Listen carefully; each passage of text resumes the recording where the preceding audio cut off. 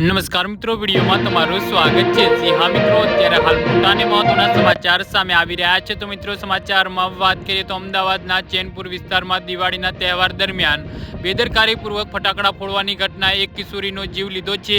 Chainpur mega arcade નજીક બનેલી આ ઘટનામાં 3 યુવકો નીલ રામી, શિવાંગ ગોર અને યશ માલવીએ લોખંડની પાઇપમાં ફટાકડા ભરીને બોમ્બની જેમ ફોડવાનો પ્રયાસ કરતા હતા। જી હા મિત્રો, અત્યારે હાલ મોટા અને દુઃખદ સમાચાર સામે આવી રહ્યા છે। આ દરમિયાન પાઇપ તૂટી ગયો અને તેનો એક ટુકડો નજીકમાં રમી રહેલી કિશોરીના કપાળ પર વાગ્યો હતો। ગંભીર ઇજાના કારણે કિશોરી બેભાન થઈ ગઈ હતી અને હોસ્પિટલમાં સારવાર દરમિયાન તેનું મોત થયું હતું। આ ઘટનાએ સ્થાનિક સમુદાયના શોકની લાગણી ફેલાવી છે। પરિવાર અને રહેવાસીઓએ આ બેદરકારી ભરી હરકત પર રોષ વ્યક્ત કર્યો છે। સાબરમતી પોલીસે 3 યુવકો વિરુદ્ધ ગુનો નોંધી તપાસ શરૂ કરી છે। આરોપીઓની ધરપકડ માટે કાર્યવાહી ચાલુ કરી છે અને ઘટના ફટાકડા ફોડવામાં સલામતીના નિયમોનું પાલન કરવાનું મહત્વ દર્શાવે છે।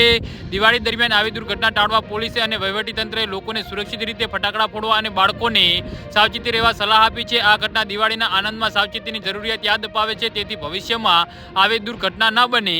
જી હા મિત્રો, તો આના વિશે તમારું શું કહેવું છે તો નીચે મારી કમેન્ટ બોક્સમાં જરૂરથી જણાવજો અને અમારી યુટ્યુબ ચેનલને સબસ્ક્રાઇબ કરવાની ભૂલતા નહીં। ધન્યવાદ।